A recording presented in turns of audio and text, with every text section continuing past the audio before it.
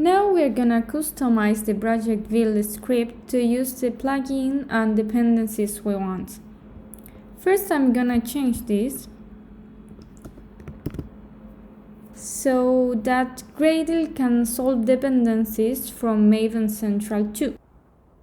And I'm gonna replace this plugin with Spring Boot and Spring Dependency Management. I will add Spring Framework dependencies here. We can see that this release version might change frequently. And if I change one, but I forgot to change the other, the different version could lead problems. It will be easier if I have to change it one time instead of 3. In order to do that, I'm gonna add here a Spring version variable. And we're gonna use it here.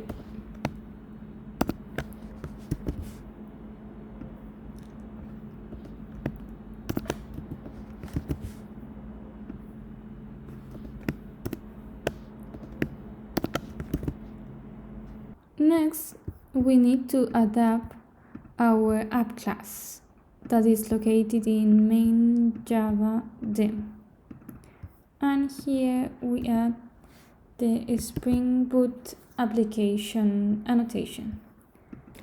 The Spring Boot application annotation is equivalent to use these 3 annotations. These ones enable Spring auto configuration mechanism. These ones enable component scan at the package where the application is located. That means that Spring would scan all the classes at the package to detect and initialize beans.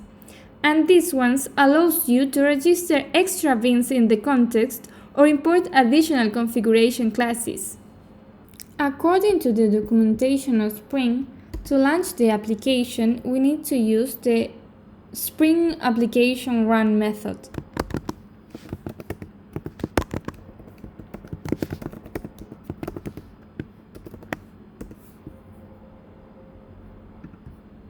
And here we pass app class.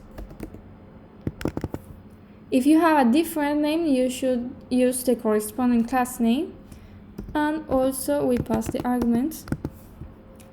And now we can delete this and this. And now let's create a controller.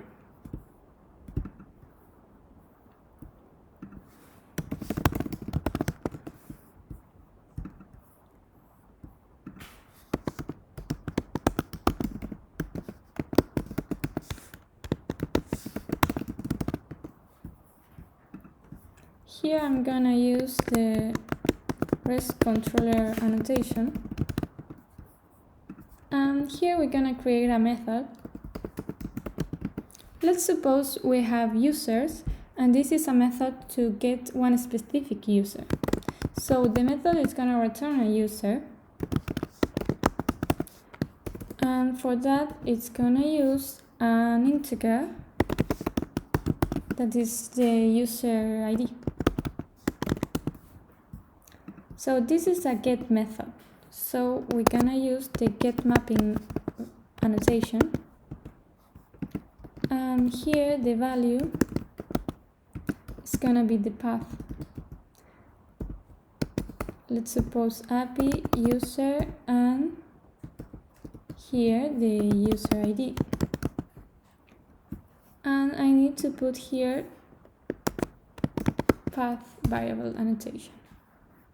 So this needs to return a user.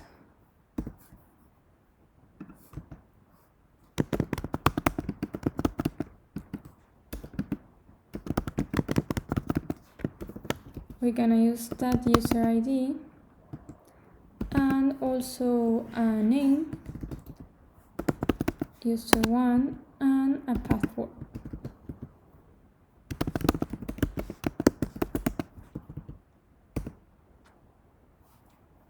We all agree that this is not what the real application should do. This is only a user hard-coded to test Spring REST controller. I'm gonna add here a to-do annotation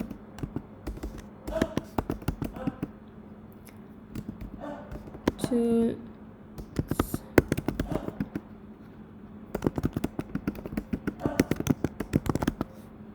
now let's create the user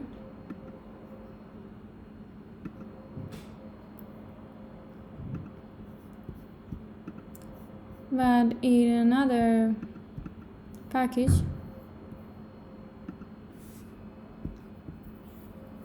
Model.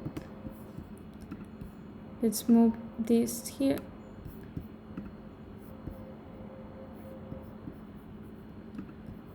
And the user will have a user ID.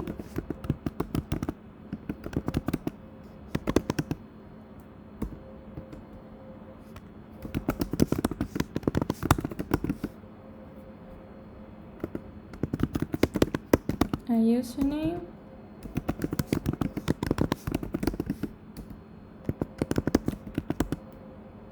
And a password.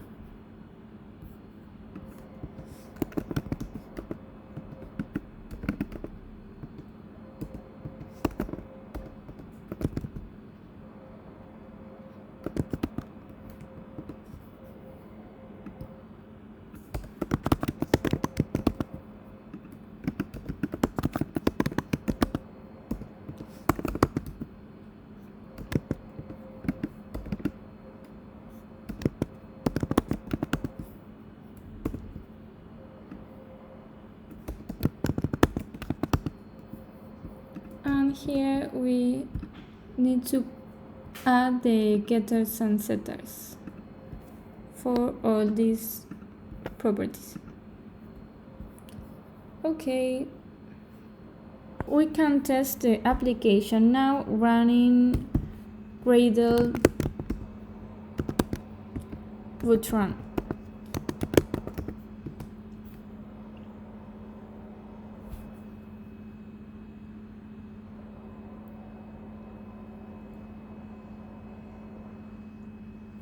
So here it said that it's initialized in port 8080. Now with the application running, we can check localhost 8080 API user and whichever number you want. And ta-da! This is the JSON of the user we have done.